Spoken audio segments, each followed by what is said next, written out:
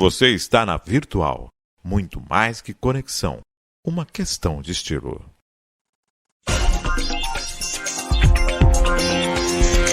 Virtual News.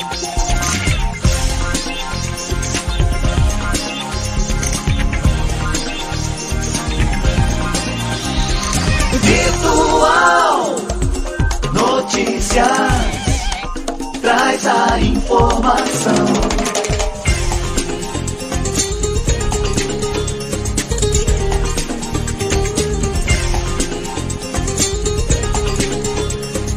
Virtual News.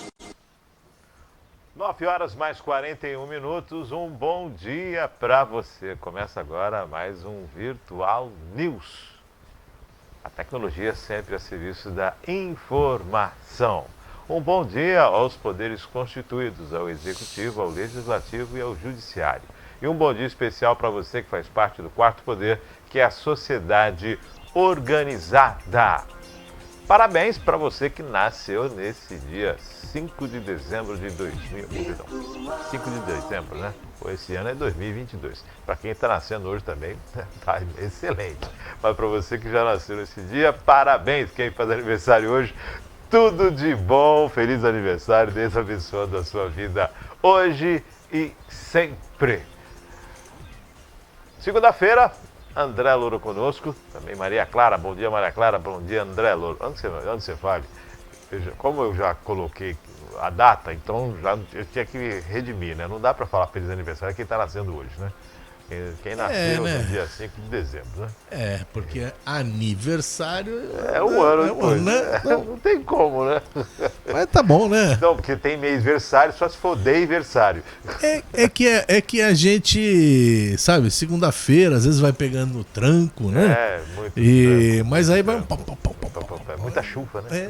Enferruja, né? Enferruja, né? Tá curto. Os anos, né? Tá curto.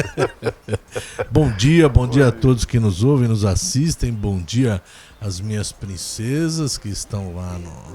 Bom dia, Maria Clara. Bom dia, Márcio Chaves. E bom dia para as minhas princesas que estão lá em casa. Fabiana e Helena. Gripadinha? Tá meio resfriada, meio gripadinha. Estamos com cuidados especiais aí.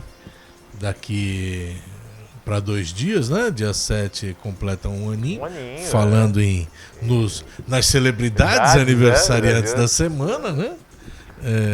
Completa um aninho, graças a Deus, cheio de saúde aí, alegrando a casa. Opa, sempre inunda a vida de todos, né? Isso é muito bom. Isso aí. Uma criança mexe aí com... Um adulto vai para um evento muitas vezes sozinho. Uma criança vai para o evento, vai um batalhão junto, é uma família, mexe com todo mundo. É espetáculo, é espetacular. Bom, vamos às notícias de hoje, mas é sempre bom lembrar que existe uma linha tênue entre dar notícias e fazer fofoca, né, André? Então, nós damos a notícia. Tem que ter cuidado, né? Mas eu acho que tem notícias, assim, relevantíssimas, assim, que alguém poderia confundir com essa malversação aí, né? Do exercício da função. Né? Mas Cubatão tá meio, né? Tá meio polvorosa, o pessoal tá brigando no Facebook, o negócio tá... Boletim de ocorrência. Eu voltei, tem música de gente que tá... Nem Roberto Carlos, eu voltei agora pra ficar... tem muita coisa acontecendo no Facebook. Mas o que tem mesmo é chuva. A chuva de ontem interrompeu algumas atividades do poder público e também interrompeu o trânsito de muita gente aí nas ruas da cidade de Cubatão. Mas isso é para daqui a pouquinho. Vamos agora às notícias desta manhã de segunda-feira, começando a semana. Uma semana maravilhosa a todos. Dia 5 de dezembro de 2022. Filha de Pelé fala sobre o estado de saúde do pai. Flávia Arantes do Nascimento, uma das filhas de Pelé, negou que o ex-jogador esteja em cuidados paliativos e que tenha deixado de responder à quimioterapia para tratar de um câncer no cólon detectado em 2021. No sábado, a imprensa noticiou que Pelé, tricampeão mundial com a seleção brasileira, havia parado de responder à quimioterapia e havia sido colocado em cuidados paliativos no Hospital Albert Einstein, em São Paulo, onde se internou na última terça-feira para reavaliar o tratamento contra o câncer. Em boletim médico no sábado, o hospital disse que Pelé estava em condição estável e respondendo aos cuidados para tratar de uma infecção respiratória diagnosticada na sexta-feira. Kelly Nascimento, a outra filha de Pelé, disse que o pai teve Covid-19 há cerca de 3 semanas e que acabou gerando uma infecção no pulmão. Uma das 3 semanas atrás, ele pegou o Covid. Ele está vacinado e com todas as vacinas, mas por causa do medicamento do câncer, da quimioterapia, que está fragilizado, pegou uma infecção no pulmão. Por isso que ele foi para o hospital, disse Kelly, que acrescentou que o pai voltará para casa assim que se recuperar da infecção. Flávia também negou que Pelé tenha parado de responder ao tratamento contra o câncer. Afirmou que os medicamentos tomados pelo rei do futebol estão sendo modificados e disse que o fato do pai estar vivo é sinal de que o tratamento está funcionando. Em publicação em sua conta no Instagram, no sábado, acompanhado do boletim de médico do hospital, Pelé disse que está forte e com esperança de que escreveria para manter todos tranquilos e com um pensamento positivo. Pelé tem sofrido com os problemas de saúde nos últimos anos e que levaram também a uma cirurgia no quadril e a necessidade de ajudar para caminhar. Ele tem reduzido suas aparições públicas desde então. 82 anos, né? 82, o Pelé faz aniversário em outubro, né? Não lembro o dia, mas ele faz aniversário em outubro, ele é de 40, então ele tem 82 anos. São informações que as filhas passam, que dando conta, portanto, de um quadro diferente do que a imprensa havia noticiado. Também não acho que seja questão de sensacionalismo e tal. Talvez erro de leitura do boletim médico. Não acho que ninguém está torcendo contra o Pelé, não é nada disso. Ao contrário, né? Eu acho que o Pelé é uma figura pública, querida, talvez né? a maior figura pública do país ainda, né? Não, eu digo do mundo, um ícone mundial, né? Não sei se é a maior figura pública do mundo, mas uma das, né? Uma das, né? Um sujeito que meu pai sempre gostava de falar desse assunto, que parou guerras e tal. E é verdade, né? Levou o nome da cidade e da região para todo mundo, né? Fez a tal da camisa amarela, que antes era... O Brasil jogava de branco e azul, né? De fundo branco principalmente, mas fez essa camisa da seleção brasileira ser reverenciada pelo mundo e se tornou um ícone assim, uma espécie de lenda viva, né, do esporte, né? Alguém que um Hércules do futebol, né? Do futebol não, do mundo esportivo, né? O Pelé fazia coisas que sabidamente era impossível de serem feitas, né? Uma impulsão que hoje o Cristiano Ronaldo... Mas hoje em dia é diferente, né?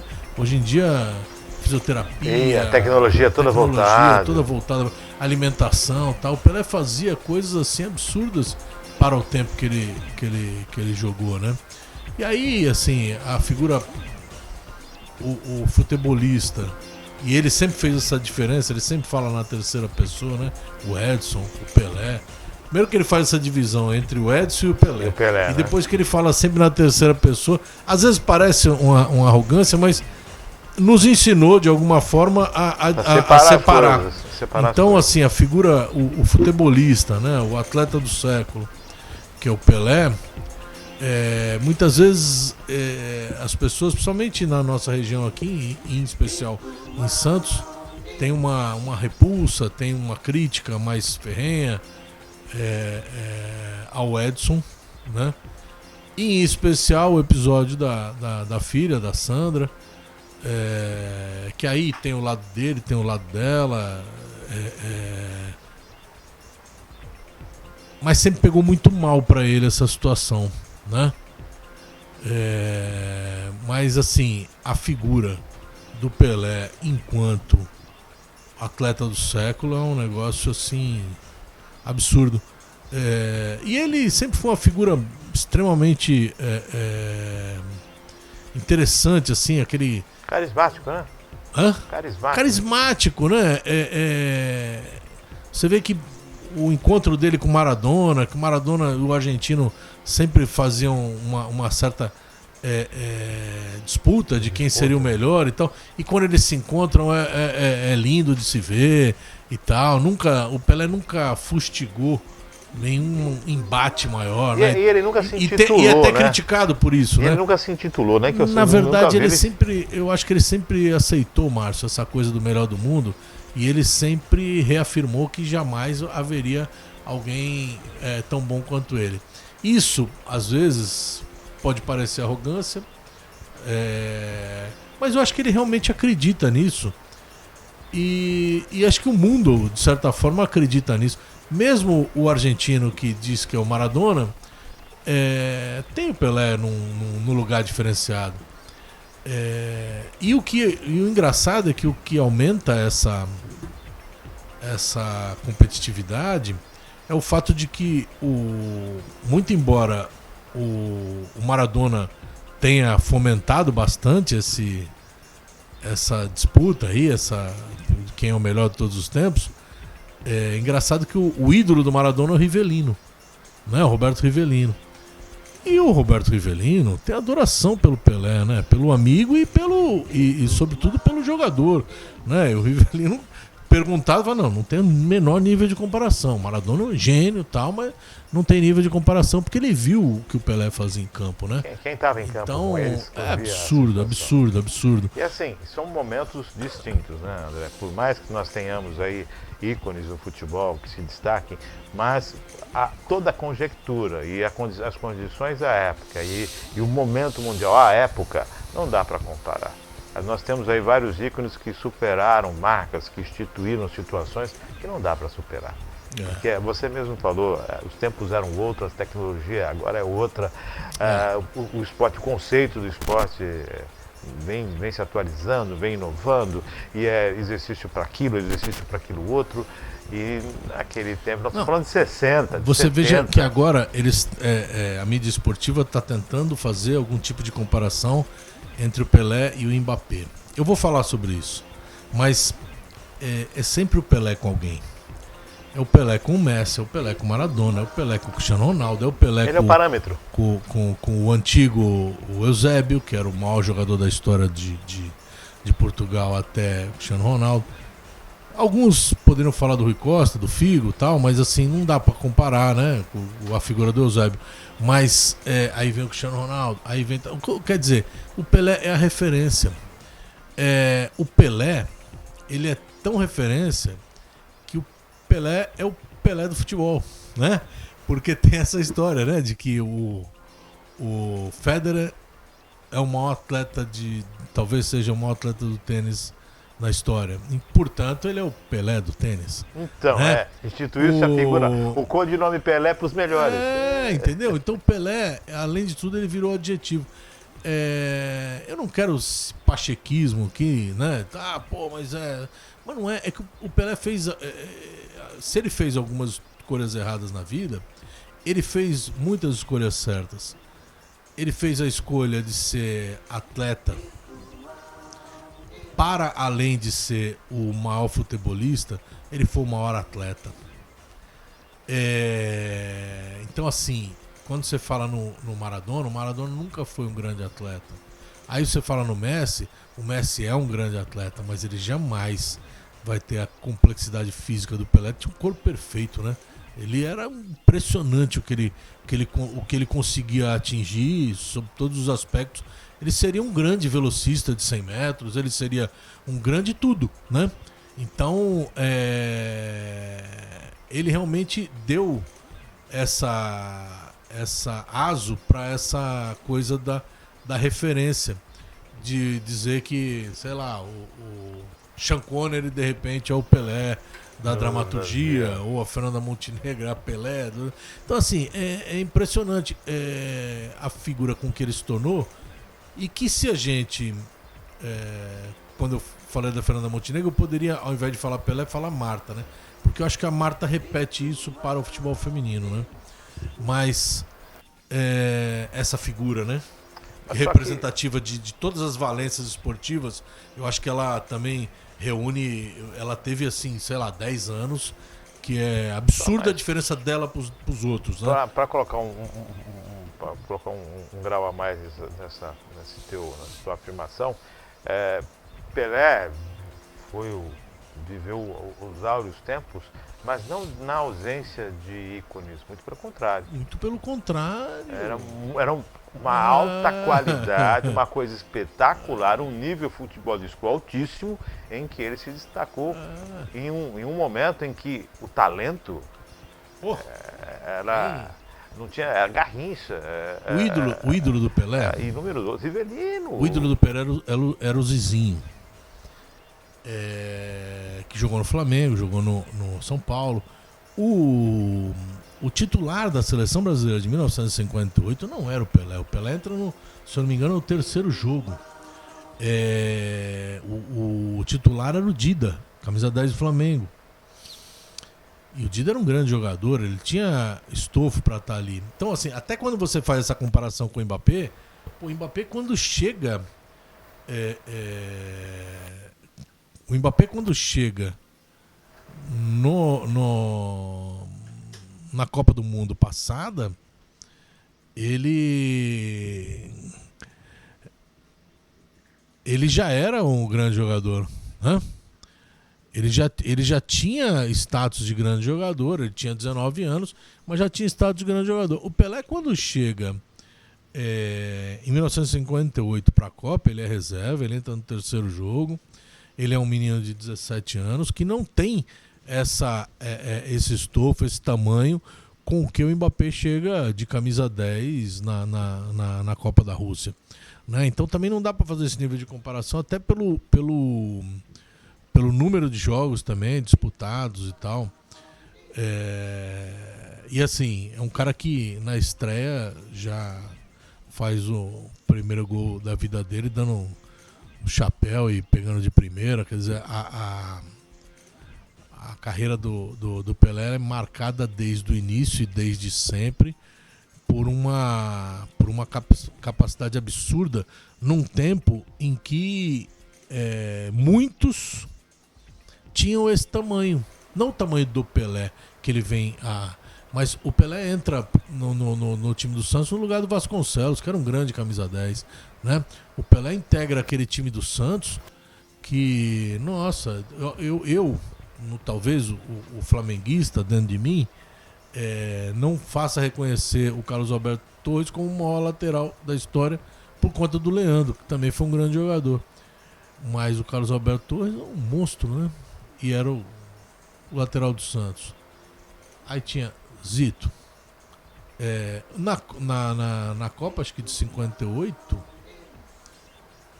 Não, na de 66, o titular nas eliminatórias é o Rildo. Quer dizer, o Santos emprestava, o Santos e o Botafogo emprestavam 10 jogadores cada convocação. Era a base, eram 2 times, 2, 3 no máximo a base da seleção. Né? E assim, quando você fala a capacidade técnica, o Pelé não vai rivalizar, que nem hoje em dia, né, nessa última década, a gente acostumou a ter 3 grandes jogadores no mundo e alguns outros. Então, Messi, Cristiano Ronaldo e Neymar. E aí, adjacente, o Modric, Lewandowski aparece, mas assim, jogadores extremamente menos qualificados tecnicamente que os 3, né?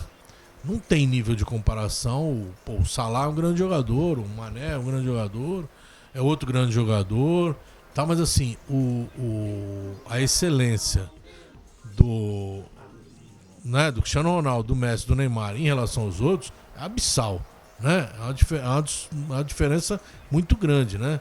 Como diria o Bruno Henrique, é outro patamar, é outra prateleira, né? Na época do Pelé, não.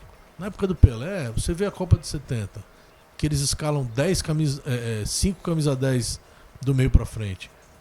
Jairzinho, Gerson, Roberto Rivelino, Tostão, até a Copa, o Dirceu Lopes também integrou essa equipe como titular em determinado momento. A ponta esquerda não era o Rivelino, era o Edu, Jonas Eduardo. Mas assim, são jogadores, Paulo César Caju, são assim, que hoje seriam titular de qualquer equipe do mundo. Paulo César Caju seria o camisa 10 em qualquer time do mundo. Talvez não na Argentina e no Brasil, não sei, mas assim, grandes jogadores, cara, assim, de um outro nível. Você chegava na época um pouquinho mais pra frente, você tinha os camisa 10 do mundo, da minha geração, você tinha lá o Zico, Platini, Boniek, Francesco ali no Uruguai, Maradona na Argentina. O Maradona foi um grande jogador, mas ele foi um grande camisa 10 numa época de grandes camisas 10, né? Ele jogando no Napoli e acho que 83 e 84 são 2 anos que o Platini ganha como o melhor jogador do mundo. Então, assim, eles foram grandes num tempo que eles não estavam sozinhos, é isso que eu quero dizer. Um momento em que você disputava com muita gente. Né? Então, e o Pelé ainda mais, né? Pelé é espetacular. Então tá aí o Edson. O Pelé é imortal, né? Se a gente continua falando, até me desculpe alongar, mas se a gente continua falando, tem muito a se dizer, né? Tem muitas histórias a serem contadas dessa coisa heróica, né? Porque até como não tinha essa proximidade que você tem hoje, nós estamos falando na internet direto, né? Para as pessoas. Esses caras jogavam, né? Nessa época aí, 58, 60, eles jogavam. E quem contava essa história era o rádio. Né? Então as pessoas imaginavam. As pessoas iam assistir. Meu pai conta que ia assistir aos domingos, a matinê, o Canal 100 para ver o Pelé jogar. E entrava. Na hora que entrava, meu pai falava, na hora que entrava o Pelé na tela grande, com aqueles perna forte, a molecada ficava louca. E é ali que eles iam enxergar, eles iam colocar cores, eles iam colocar imagem naquilo que tinham ouvido. Traduzir, né? Iam traduzir. Isso é muito bom. Bom, Pelé é imortal, né? Então nossos estabelecimentos, nossos votos de plena saúde é o Edson, Arantes do Nascimento, né? Que esse logo está em casa passando o final de ano com a família, se Deus quiser. Vamos à próxima matéria desta manhã de segunda-feira, dia 5 de dezembro, começando a semana. Vamos a mais uma matéria desta manhã de segunda-feira.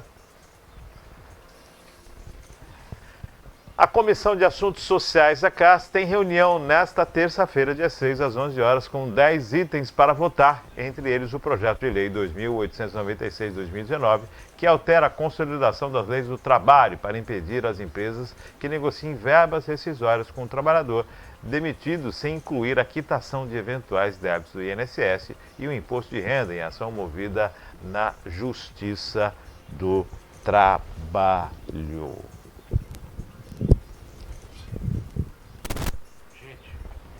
É ao vivo. André Louro. Márcio Chaves está corrigindo aqui o meu microfone. Louro. essa tá quicando na tua área. Então, a gente teve. E não só por conta do governo que está se encerrando, graças ao bom Deus, nós vivemos um período meio fúnebre, né, dos direitos trabalhistas, né? Então voltamos a um tempo em que a culpa toda é do trabalhador, né? Então, para a empresa prosperar, a gente tira do direito do trabalhador e não a questão do risco da atividade econômica, que está na lei, no artigo 4º, como do empregador, ela passou a ser do empregado. Então, assim, o risco da atividade econômica, né, que é natureza do empreendedorismo, todo empresário ele tem que estar muito vivo na cabeça dele, que ele pode ter uma boa ideia, ele tem que ter uma boa execução, mas o risco dessa atividade econômica só pode ser creditado a ele e jamais aos seus empregados, né? Então, muitas vezes o camarada diz que é um grande empreendedor, mas ele não quer, ele só quer o ônus do empreendedorismo, ele não quer o bônus. Aqui, não fala ninguém que é contra o empreendedorismo, muito pelo contrário. Agora, o empreendedor, o patrão, ele deve saber o lugar dele. O lugar dele é o lugar do pagador de conta, né? Ele tem o maior lucro, mas ele também tem que ter a maior despesa. Ele tem que arcar com o risco dessa atividade, né? Então, assim, às vezes alguém me fala, mas a CLT é antiga, é da época do Getúlio. Tá, tudo bem, vamos lá, vamos fazer a reforma. Nós vamos tirar o que da CLT? Nós vamos tirar o que do trabalhador? Não, vamos tirar o 13º. Pô, sério mesmo nós vamos fazer isso? Ah, vamos tirar as férias, vamos tirar o pagamento de hora extra. Pô, quer dizer, vamos aumentar a carga, a jornada de trabalho. Quer dizer, nós vamos na contramão do mundo, né? Porque a gente acha que o risco da atividade econômica deve ser creditado ao trabalhador e não ao empregado.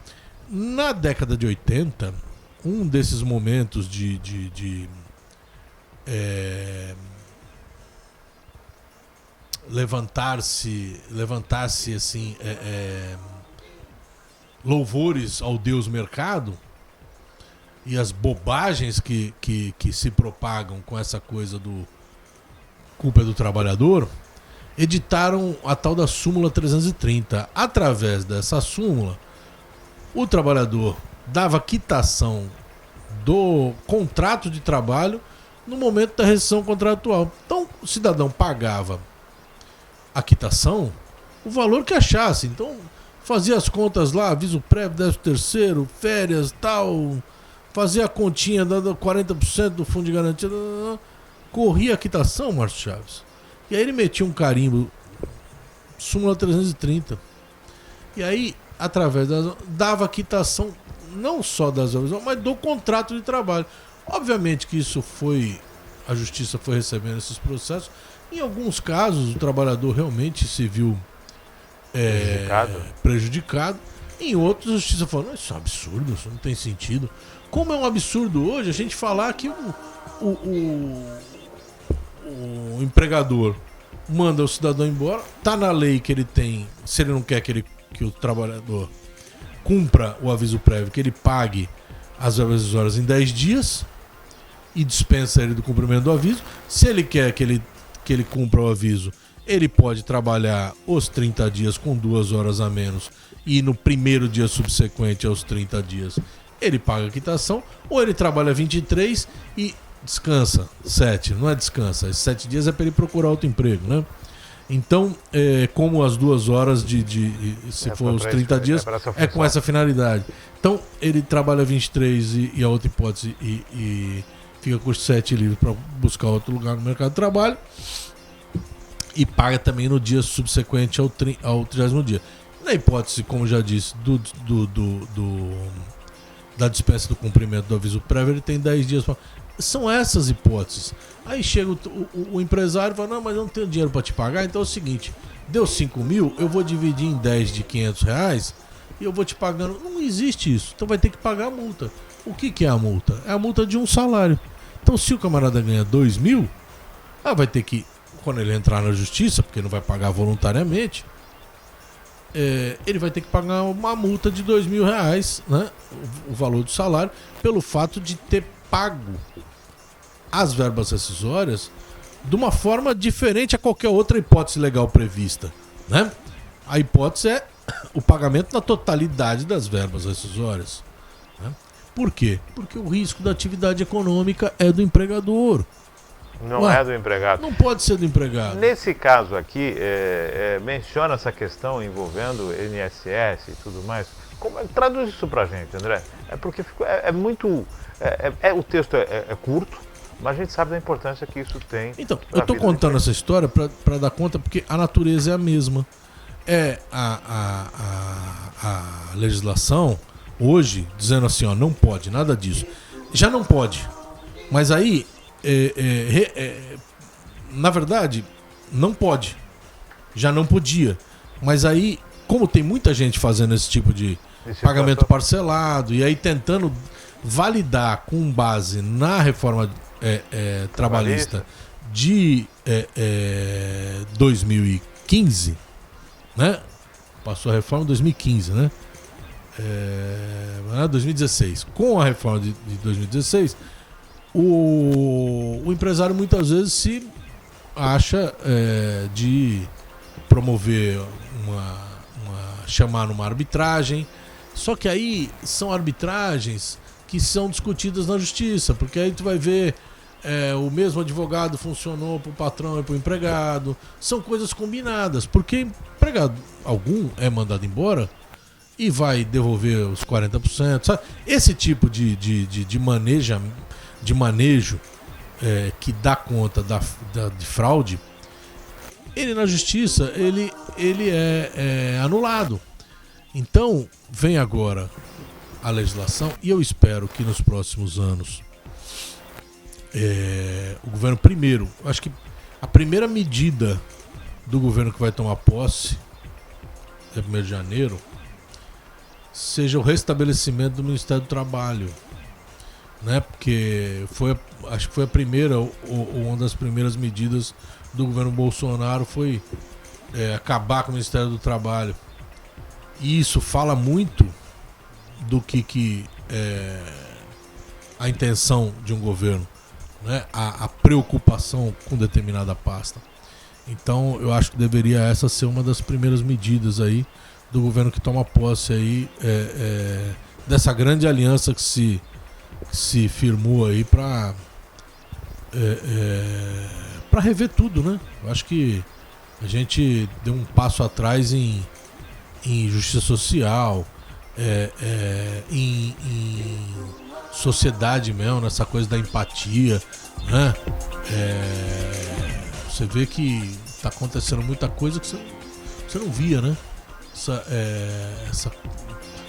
Esse ódio nas ruas, eu acho que ele precisa ser afastado. E eu acho que uma das primeiras medidas em relação à questão social é essa.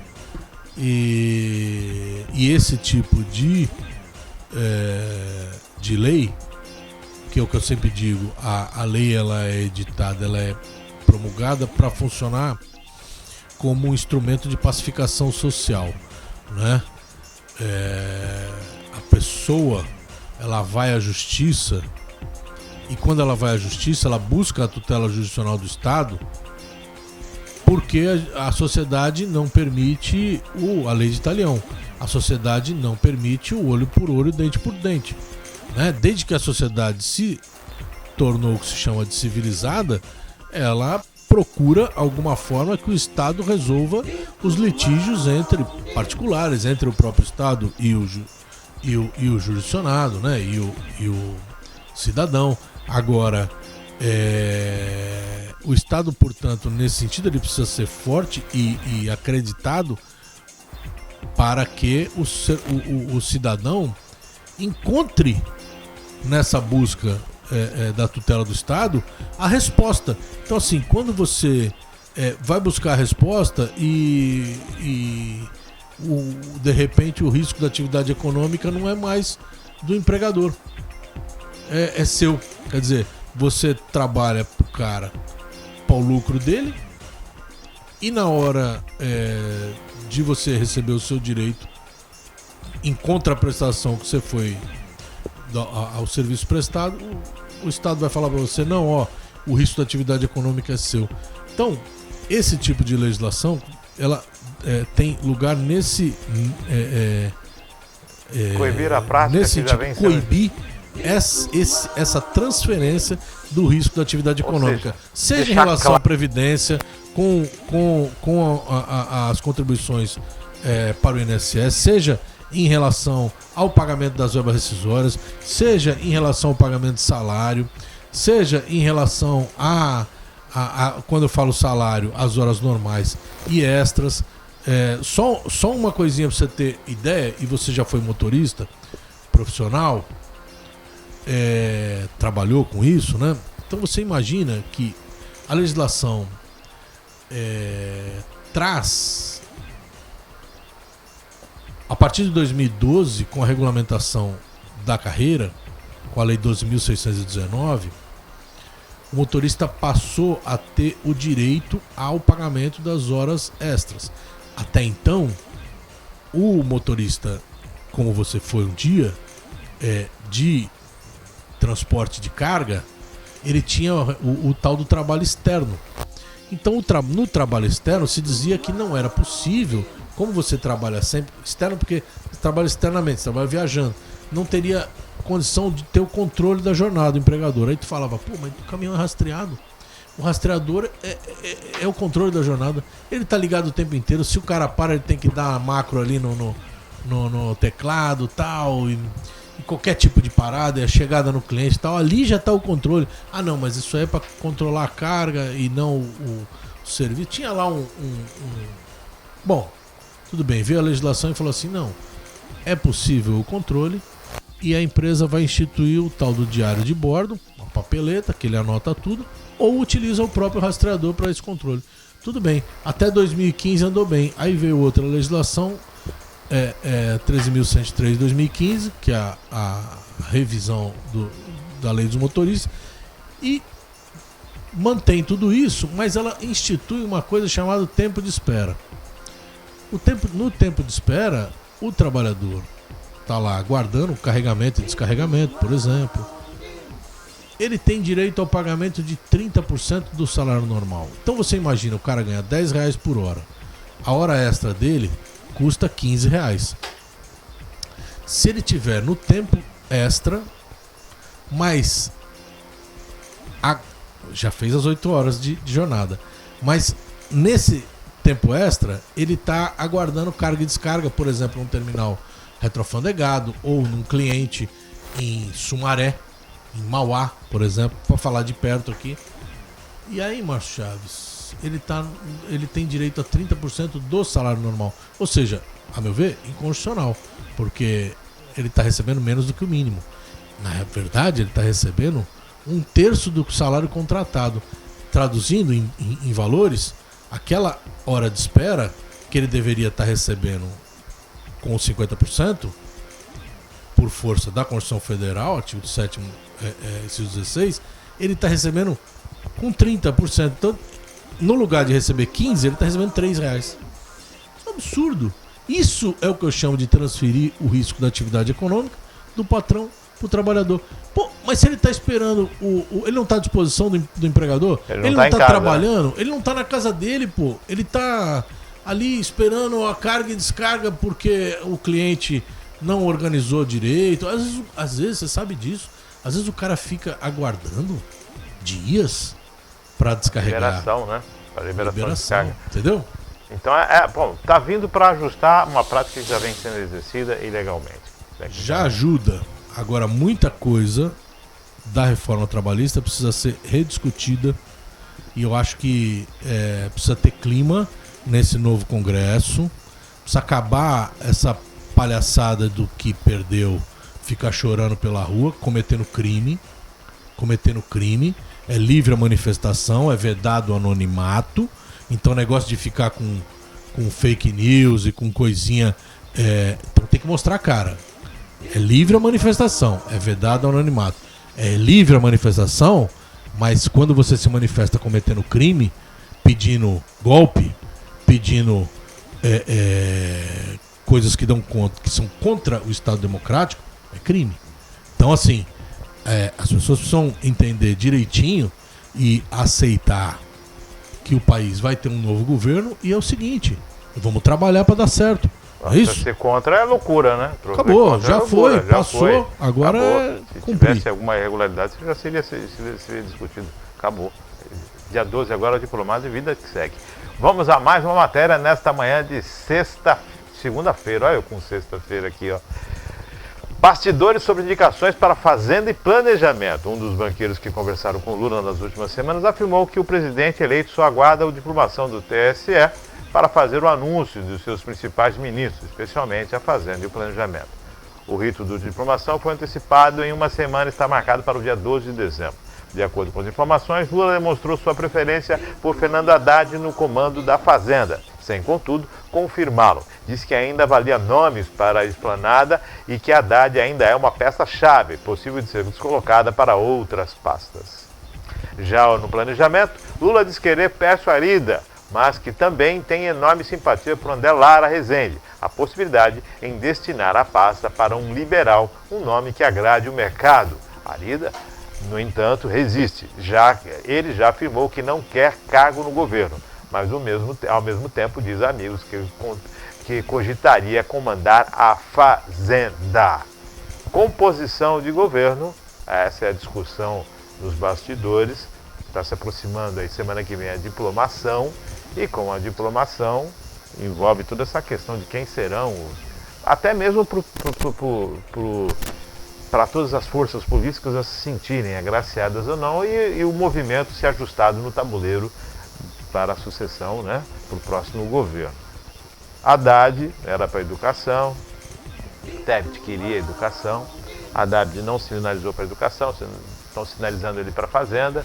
Lula disse que pode ser na Fazenda ou não, né? Que na verdade era um coringa, dá para ajustar. Ou seja, é de casa, onde eu colocar ele vai entender que é um momento político e o ajuste. E está buscando aí esse diálogo com o Centrão e com essa composição. O próximo governo não tem a maioria no Congresso, precisa da maioria e precisa negociar politicamente com isso.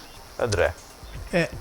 A composição até da transição, você vê uma preocupação muito grande do Lula e não é do Lula, né? Desse grupo, né? Núcleo duro, né? De pessoas que pensaram e que trabalharam mais a miúde, né? Esse do grupo decisório, digamos assim, né? Não sei quantas pessoas fazem parte, se são 5, 10, 15, mas tem um núcleo ali com a Gleice Hoffmann, presidente do partido, o Lula, com o Alckmin, então o Aloysio Mercadante, então essa turma, eles precisam pensar, e é o que me parece que eles estejam fazendo, em responder, em sinalizar para o eleitor, e não só o eleitor que votou nessa grande aliança, mas também sinalizar para a outra metade da população brasileira que não os escolheu, para sinalizar que é um governo que pretende governar para todos. Tirar os temores, né? Tirar qualquer tipo de temor. Então, assim, quando ele escolhe, ele trabalha o nome de Pércio Arida, ele trabalha os homens do Plano Real. Então, assim, o Brasil tem um giro de quase 180 graus naquele momento de grande inflação e tal, Paraná. Então, esses caras que imaginaram o Plano Real e que fizeram com que o Brasil, que trouxeram uma estabilidade econômica para o país, que só quem, como nós, que já temos um pouquinho mais de idade, vivenciaram até o momento da implantação do real. Você ia de manhã no mercado, era um preço, à tarde era outro. A maquininha e o teu salário não era assim, né? Tu passava a pessoa mais sofria mais o remarcador de preço. Nossa. A pessoa com aquela maquininha remarcando o preço, porque comum, ela não era o mais odiado. A gente ela ia em qualquer estabelecimento e o cara tá ali com a maquininha. Então, assim, aquilo ali matava o salário do trabalhador, né?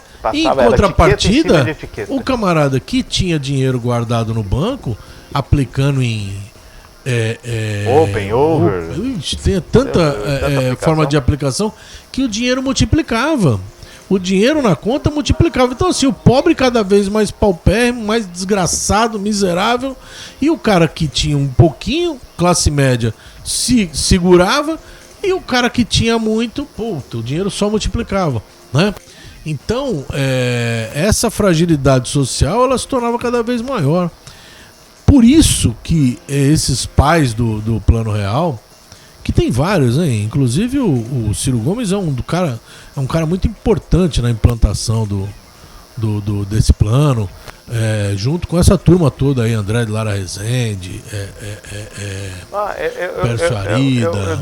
Eu acredito também a Itamar Franco, porque na época... O Itamar Franco, que era tido como um bobão, e um cara tal, ele teve muito traquejo deixando isso acontecer. E deixar o Fernando Henrique surfar. O Fernando Henrique talvez tenha sido o menos importante na questão, porque ele não é, ele é um sociólogo, né?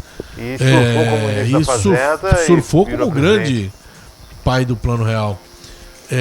Pedro Malan, né? Então essa turma toda aí, eles tiveram uma grande importância, são reconhecidos por isso, e não à toa o governo que vai tomar posse, o governo Lula, vai ouvi-los e tenta os trazer, principalmente nesse primeiro momento, para que o mercado, o tal do Deus mercado aí, fala, não, pô, legal e tal, garantir a estabilidade. É uma questão de algumas pastas, eu até entendo que a atribuição técnica, embora seja relevante, ela tem um impacto menor do que uma pasta da Fazenda, uma pasta que a condição técnica ela tem que ser exercida, né?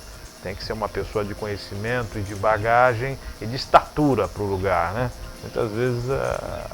porque às vezes o cara tem ideias boas. Por exemplo, eu vi o Delfim Neto, se eu não me engano... Não, o Henrique Meirelles, falando a respeito do Paulo Guedes e tal, falando das ideias, o que ele achava bom, o que ele achava ruim e tal, reconhecendo o conhecimento do cara na área.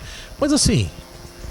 É muito ruim você ter alguém na pasta comandando, sobretudo e você acabou com essa... O governo Bolsonaro acaba com essa divisão, né, de fazenda e economia.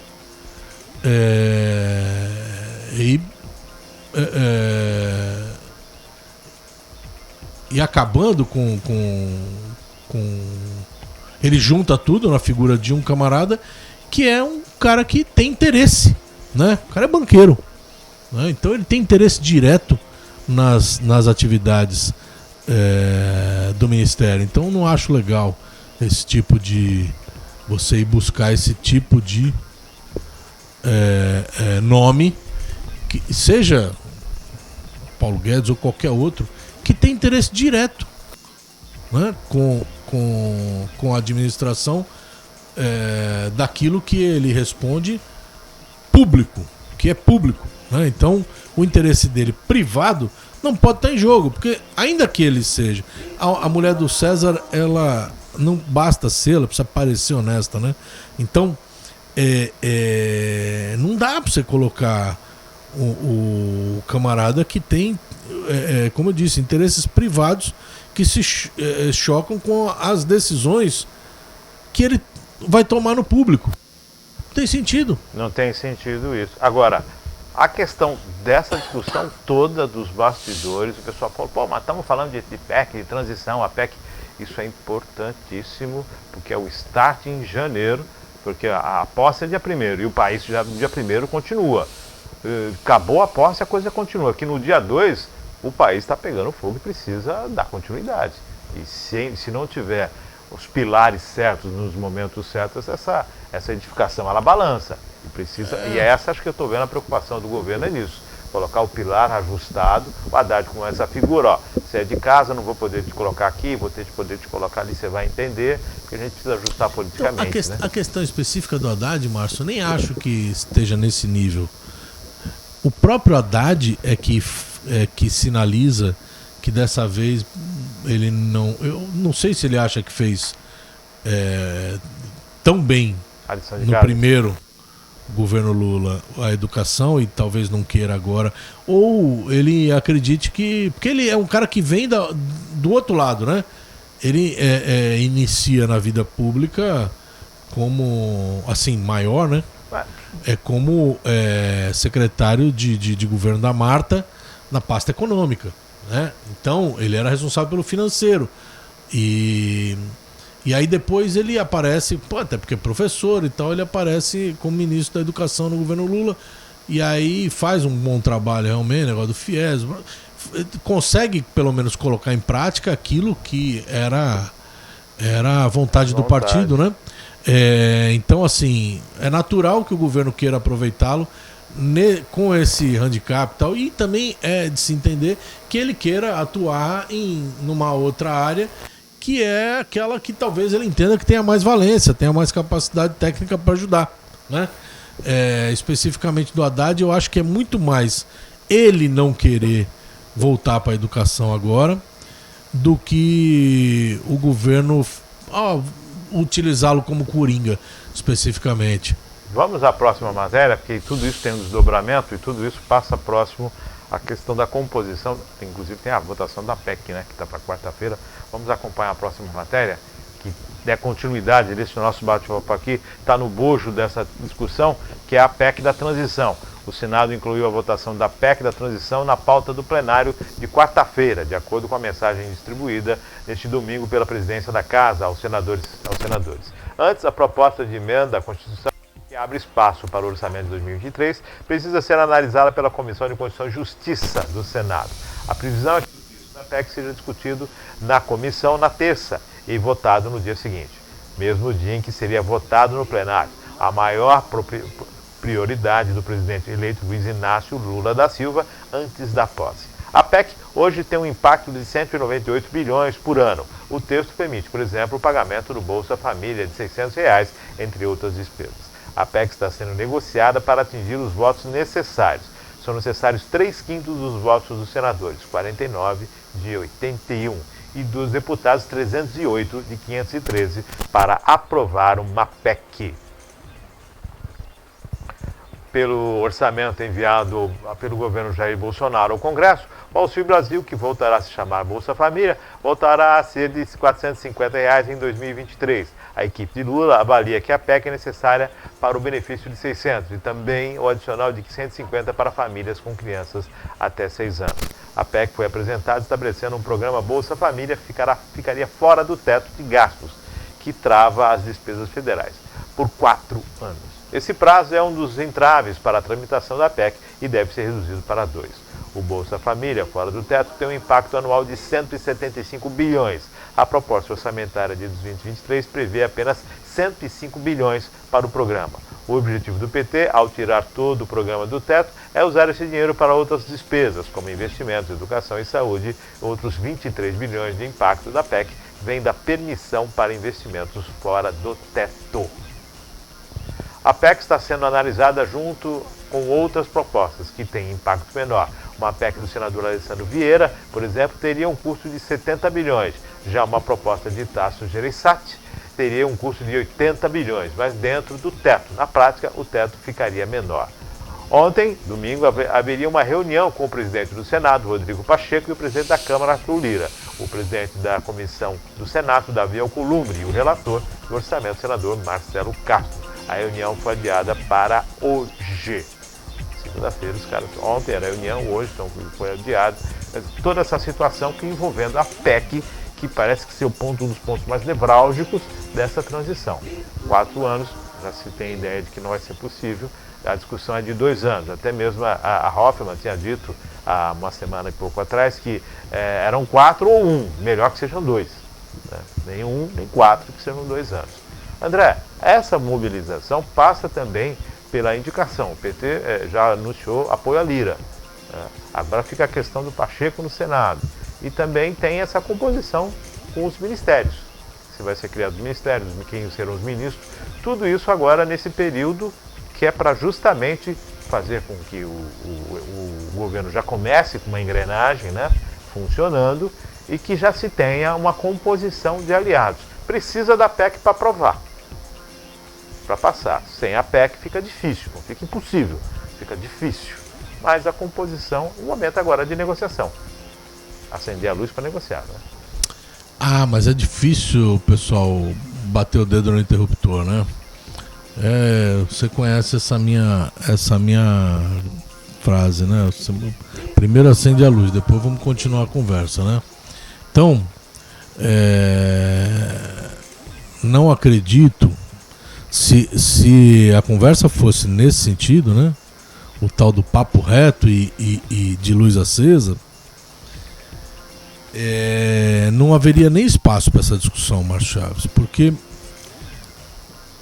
nós tivemos 2 candidaturas principais Bolsonaro e Lula. Tivemos um segundo turno que todo mundo vestiu uma camisa, né? Ninguém ficou isento aí. E tô colocando, não é nem a questão do povo, não. O povo também não ficou isento. Mas os representantes, cada um tomou o seu partido. O fato é que mesmo que o governo Bolsonaro não tenha feito a previsão dos R$600 para o pagamento do Auxílio Brasil, que volta a ser Bolsa Família, naturalmente, ainda assim, era a proposta do governo Bolsonaro dar os R$600, ele garantia em todos os discursos, em todos os debates, que daria os R$600. Então, um cara que nem o Arthur Lira, que apoiou de todas as formas, inclusive não colocando nenhum impeachment dele para ser votado, de todas as formas até o último minuto, não tem sentido esse cara agora querer ficar trocando. Mas é o que eles fazem, é o que o Centrão sempre faz. Vai participar do governo, vai participar do governo. Lamentavelmente, participou do outro, vai participar. Mas como é que ele faz? Trocando coisa que ele mesmo... Então assim, sabe, eu coloco o bode na sala que é pra... na hora que eu tirar, você fala, tá bom então, né? Já resolveu o meu problema. Quer dizer, mas fui eu que coloquei o bode, aí eu vou lá e tiro e eu resolvi o teu problema porque eu tirei. Então, é isso. Se...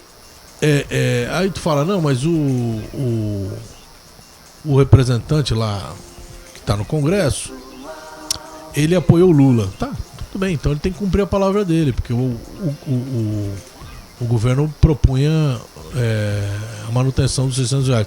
Não, mas ele tava com o Bolsonaro. Também era a mesma coisa. Né? Ele fez errado porque desviou a finalidade do dinheiro e não fez constar no orçamento que que o valor total, né? Quer dizer, menos os 175. Mal comparando, é a questão aqui de Cubatão com a Caixa de Previdência, né? Tu faz um orçamento que é menor para aquilo que você vai ter que cumprir. O governo federal fez uma previsão menor do que aquilo que se responsabilizava em pagar. E agora, para conseguir dar aquilo que foi prometido pelos dois, eles querem trocar. Não tem sentido, cara. Você trocar outras coisas, outras composições, mas nisso aí não tem sentido. Eu quero promover fico pensando... isso, mas você quer promover como? Eu quero um carro novo, mas você tem dinheiro para um carro novo? Não tenho. Então como é que você faz? Não, mas se eu equilibrar como? É difícil, né? Então enxuga corta na carne, enxuga aqui, enxuga ali e chega para você fazer o trabalho. Para o governo que está, o que eu quero dizer assim, para o governo que está entrando, não tem como, ele tem que negociar. Sim. Né? Porque o que saiu não deixou a previsão. Agora, o que eu não entendo é o cara que já estava lá, no caso do Lira, ele já estava lá, ele era o fiel escudeiro. E agora ele quer falar, não, mas pra aprovar isso aí que você quer, eu quero isso, aquilo, eu quero que você me apoie. Não tem sentido isso.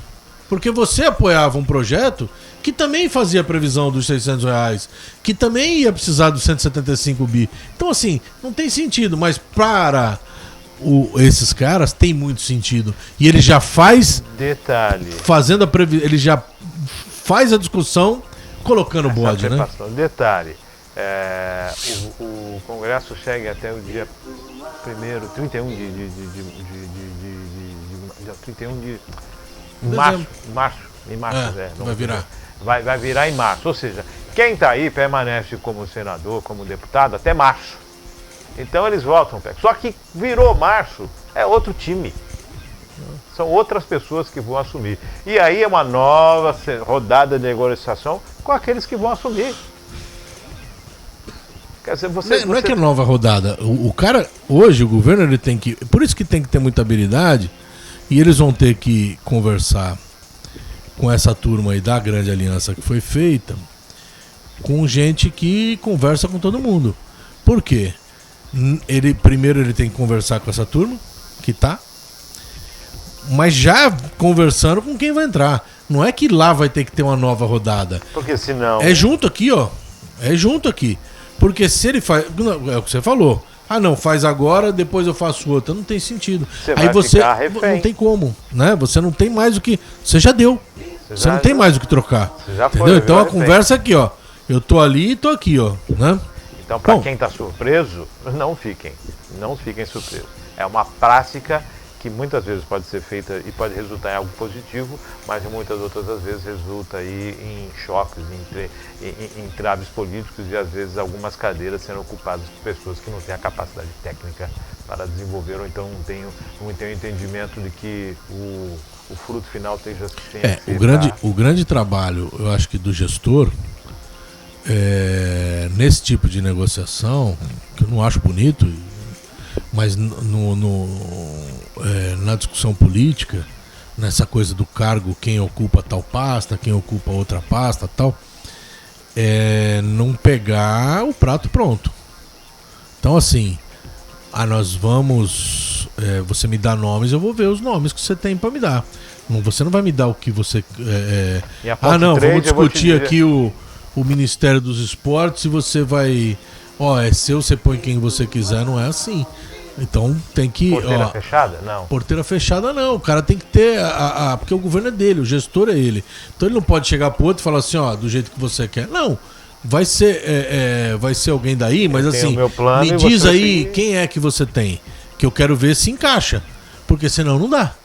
Né? Difícil. Senão não dá. Vamos lá, 70, 179, 80, estamos falando em bilhões. Lembrando que para o investimento são só 22 bilhões do governo federal. Só o estado de São Paulo está investindo em 22 bilhões. Esse é o orçamento de 2023. Vamos a mais uma matéria desta manhã de segunda-feira. A Prefeitura de Cubatão informa que, tendo em vista o grande volume de chuvas que caiu na cidade e na região, foi suspensa a programação natalina de domingo. Na ocasião, ocorreria a parada de Natal com a chegada do Papai Noel e a programação musical no Parque Anelinas. A Secretaria Municipal de Cultura informa que será divulgada nos próximos dias nova data dos eventos que foram suspensos. Então tá aí, né? Foram suspensos devido à forte chuva de ontem. Choveu adoidado. Papai Noel não ia vir de trenó, ia vir de barco, porque ontem... Então isso que eu queria dizer, ele não veio de trenó? Vinha de barco, porque as rendas não iam atravessar o...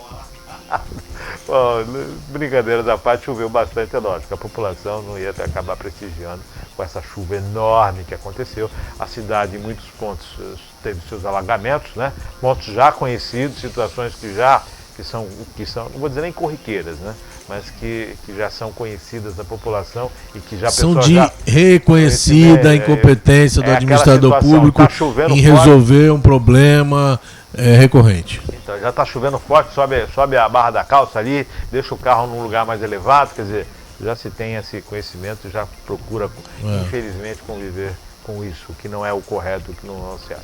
Mas em se tratando da questão natalina, foi adiado, então logo mais teremos informações sobre para quando foi transferido a vinda do Papai Noel, que deve chegar aí num dia de sol, ensolarado, aquela coisa melhor, né? E sem chuva, né? As rendas não podem chegar molhadas. Vai molhar os presentes, né? Não pode. Mas precisa conversar melhor com o Papai Noel, porque ele está acostumado com neve, né? Com neve. E aí chega para cá, aqui. Lembrando que amanhã é Coca-Cola passando, a caravana Coca-Cola também passando pela cidade de Cubatão. E tudo mais, esse ano você vai poder acompanhar, nos outros anos aquele impedimento de aglomeração, e esse ano você pode acompanhar a Coca-Cola, que também traz os ursinhos e essa questão do Natal, né? Virou um ícone também no Natal. Essa é a programação que você teve no final de semana, que vai se repetir. A Coca-Cola não, Coca-Cola é amanhã, e que vai se repetir durante aí esse período. 10 horas mais 43 minutos, Copa do Mundo hoje, jogo da seleção às 16 horas, dá o seu palpite, André. Hoje os coreanos estão de olhos abertos. Vai trocar jogador que a gente nem sabe, porque é tudo parecido. Entra um time, sai outro time. Mas Chaves, esse seu comentário foi extremamente deselegante. Não, são todos muito parecidos. Com o povo coreano. Não, por favor, retire. Muito respeito. Que vão correr, hein? Você viu que não podemos perder esse público. Você acabou de fazer um patrocínio que eu sei, de graça, da Coca-Cola, daquele refrigerante preto, entendeu? Muito amado aí pelo mundo, mas o povo coreano não merece isso. O meu palpite, eu não estou muito entusiasmado com a seleção brasileira. estou muito entusiasmado com a seleção francesa e com a Argentina, que começou mal, ao contrário do Brasil, né? Quando o primeiro jogo você falou, pô, opa. Por quê? A história que contaram, principalmente a maioria dos comentários esportivos nossos aí, não, a mais difícil seleção que pegaremos na fase de grupos é a Sérvia. O Brasil começou dando um cacete na Sérvia, né? 2 gols do Richarlison, um golaço de voleio, meia bicicleta, sei lá, o que Sem você pulo, quiser. o nome que quiser dar. E um golaço danado, levantou com a perna, deu com a outra e tal. E jogou bem realmente o time e tal, com algumas atuações apagadas do Rafinha, né? Fred, o Paquetá não se achou, né? Tal, mas o time foi bem. Aí vai pro segundo jogo, como minha mãe diria, parecia o jogo do Campinho. O jogo do Campinho dos meninos ali da Pedro Zé Cardoso. Aí vai pro terceiro jogo, mais um jogo do Campinho. E de final ainda toma uma cacetada do Bubacar.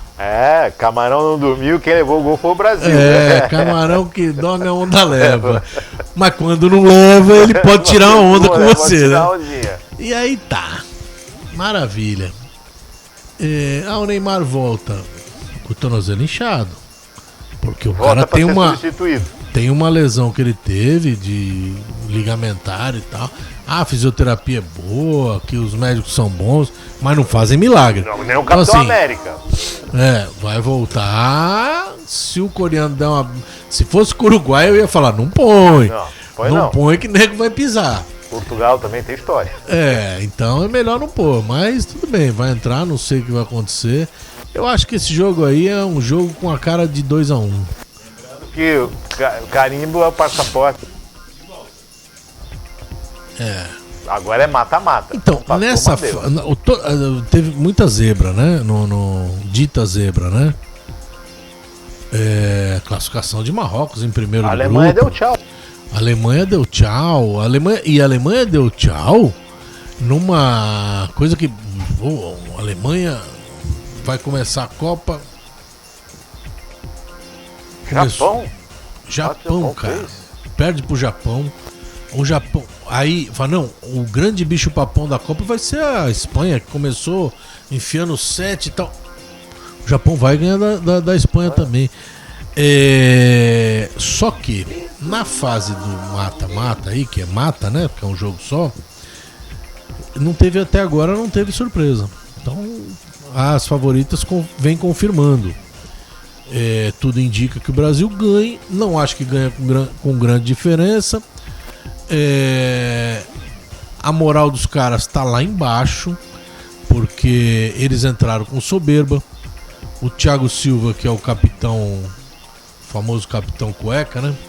Esse capitãozinho chorão, ele vai falar que no microfone na coletiva que tem até, quando ele vê o Banco do Brasil, tem até pena dos adversários. Pô, não é bem por aí não, né? Tem pena de quem? Da Inglaterra? Tu viu os moleques da Inglaterra? Viu os moleques da França? Viu os meninos da Argentina que estão salvando a Argentina? E os nossos entraram e não fizeram nada. Então o Rafinha entrou mal, o Antony entrou mal, o Pedro, meu coração flamenguista, também não jogou nada. Se eu disser pra você que o Brasil perdeu pra Camarões, que tava com 1 a menos, eu tô mentindo? Camarão tava com 1 a menos? Não foi expulso? Mas não foi expulso. Foi expulso, dá pra dizer que não? Não dá pra dizer que não. Mas não dá pra dizer. Aí você vai estar mentindo, sim. Sim, mas jogou duro demais o Camarão? Não deixou jogar? Foi desleal? Os caras jogaram. Não, eles jogaram bola. Eles, assim, o Brasil perdeu a chance, não começou bem, né? O Antony chamando o jogo pra ele e tal, mas depois os caras viram que o jogo dele era só ir e voltar, e parar e voltar e aquela enceradeira que ele lembrou muito o Zinho, né? Então, como era só aquilo, como era só aquilo, não restou muito não. Os caras Gostou, Maneco? É o fecharam... Como é que é? É o bumerangue que vai e volta. Mas é o bumerangue do Vai e caranguejo? volta, Parece vai o e volta. caranguejinho? É isso mesmo. Então, e é meio caranguejinho, né, o Antony? Ele vai, volta. Parece diz que o narrador português narrava. Vai lá. É o Antony em campo, né? Vai lá, foi. Então, passa de novo pelo centro do gramado e vai de novo pro ataque. Não tô muito animado, não. Tô animado sim com o futebol. Acho que com os feitos históricos que podem acontecer nessa Copa. Seja com a passagem, que acho que é amanhã, né? Que joga Portugal. Ou é agora de manhã? Acho que é amanhã que Bom, joga. Portugal jogando, o Cristiano Ronaldo pode fazer história. Classificando e Portugal ganha a Copa com o Cristiano Ronaldo, faz história, porque o Messi e o Cristiano Ronaldo, eles rivalizam com os melhores jogadores dessa geração e desde 2006 eles participam de Copas e tal. Então, tanto Portugal como a Argentina, mais a Argentina, que o Messi tem mais esse carisma do público, que é mais jogador realmente. Tem a questão histórica de você ter esse ícone que marca uma geração podendo ser campeão do mundo e realmente se afirmar como grande gênio do futebol. A França não fica atrás, porque o Mbappé já foi campeão do mundo com 19 anos, vai se confirmando bicampeão aos 23 anos, tendo uma carreira inteira pela frente. Um jogador incisivo, forte, objetivo. Foi o cara que se manifestou mais carinho, por exemplo, ao Pelé, né, com suas manifestações. Eles conversam por WhatsApp, né? O Mbappé mostra um grande carinho com o rei do futebol, reconhecimento e tal, e jogando ele é o cara que faz, até aqui foi o cara, acho que o Mbappé, o Messi e o Bruno Fernandes, porque no time do Cristiano Ronaldo quem tá fazendo a diferença é o Bruno Fernandes, com 2 gols e 3 assistências, ou o contrário. Então, assim, as grandes, o que pode vir de diferente pra mim é aí, ou na Inglaterra, do Harry Kane, que ontem fez o primeiro gol dele, mas vem servindo os companheiros. E a Inglaterra também tem um time muito forte, muito rápido, muito jovem. A molecada que vem do banco vem forte, né? Então, eu acho que os grandes são esses 4. O Brasil dá reboque. O Brasil, a imprensa esportiva tá falando, tal, mas eu não acredito. Para mim, a primeira prateleira da Copa hoje é Portugal, França, Inglaterra e Argentina. Brasil e Espanha vem no reboque. O jogo de hoje é um jogo, não é só para quem tem talento, é um jogo para quem tem nervos de aço. É um jogo para quem entra em campo sabendo da responsabilidade e o que tem que ser feito. Já diria Jamelão. Nervos de aço, porque você está jogando. Sangue nas veias e sem coração. Não é emoção, não é perder o sentido, não é chorar em campo, pode chorar depois, mas ali é hora de executar, fazer o gol. Você já viu o Mbappé em campo? A diferença é que não tem choro nem vela. O cara entra para fazer o serviço dele e ele faz o serviço dele. No time do Brasil, o cara que mais está se aproximando a fazer isso não é o Neymar, é o Vinícius Júnior. Ele entra e joga o futebol dele. Aí tem dia que ele vai fazer, porque ele não tem, pelo menos não me parece que ele tem a mesma competência do Mbappé, mas assim, ele faz o jogo dele. O Mbappé, cara, ele vai passar pelo cara, pelo marca. Os caras colocaram 2 em cima dele, ele passa pelos 2, ele faz o gol, entendeu? Ele é um avião, cara, e não sente o jogo. Ele entra em campo, ele não sente o jogo. Se o cara bater nele, ele vai bater no cara. Ele peita, ele tá mais forte que os outros. É impressionante esse cara em campo, né? E o Messi, né, cara? Assistir o Messi jogar a gente assistir a história, né? Esse cara é um gênio do futebol. Qual é o placar pra hoje? 2-1? 1-0, 2-1, 2-1. Acho que 2-1. Maria Clara, qual o placar pra hoje? Hoje eu chuto em 2-0. 2x0? 2-0, Ok, isso. eu tô também nos 2x1 aí, embora 1x0 já seja vitorioso, né? Lembrando que Camarões despediu da Copa vencendo a seleção brasileira e com certeza o cara tirou a camisa, que já nenhuma outra possibilidade no mundo ele teria aquela chance. Abubacar. Abubacar foi um dos grandes nomes dessa Copa. E lembrando que o técnico de Camarões foi aquele que estava em campo quando o Camarões jogou contra o Brasil. Em 2003. Isso, que foi participou, ele era técnico. Não, ele era jogador. Não, ele era jogador. É. E a seleção de Camarões, novamente, jogando contra o Brasil. Exatamente. Só passar aqui quais são as datas, vocês estavam aí se perguntando, né? Hoje, meio-dia, tem Japão e Croácia. Às 4 da tarde, Brasil e Coreia. Amanhã, meio-dia, Marrocos e Espanha. E amanhã, às 4 da tarde, Portugal e Suíça. Quem jogou hoje? Quem estava jogando pela manhã? Não, então, não tem mais joga. das 7 da manhã. São só essas 4 partidas, né? Que a partir já de sexta-feira são as quartas de final. Que já está confirmado sexta-feira às 4, Holanda e Argentina. E sábado às 4, Inglaterra e França. E é que o filho chora e a mãe não vê. 10 horas mais 55 minutos, vamos encerrando o programa de hoje, né? Mas você tem alguma coisa para colocar? Opa! Mas você não vai colocar. Desse Japão e Croácia saiu... Oi? Você não vai, hoje você vai só assistir, né, Maria Clara? É isso? O que a gente tem aí? Vai pra tela aqui. Eu tô sentindo que tem uma pilantragem aí, né? Vamos pra cá, pra essa situação aqui. Tô sentindo que... A amizade com o André já vem de outros carnavais, né? E é lógico, Helena traz um lugar ímpar em toda essa história e um momento especial e sempre traz uma felicidade. E ver o André nessa altura do campeonato, dessa forma, é espetacular, né? É para pai nenhum colocar defeito. Então vamos assistir o vídeo do paizão André. Ele tá sempre no final. Olha lá.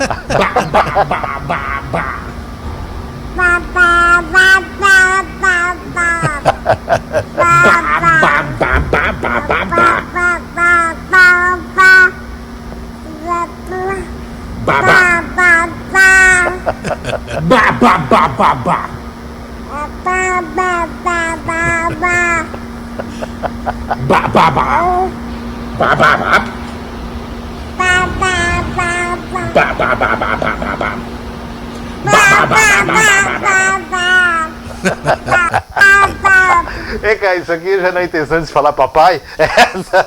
Não, ela tá falando papai. Ah, não, ela tá falando pai, né? Ela falou papai. Porque ele não começou com não, começou com pá. Pô, você quer mandar no nosso... Isso é o nosso... Isso aí é o nosso idioma, rapaz. Nós temos uma conversa aí. Você não sabe o que nós conversamos, eu também não vou contar.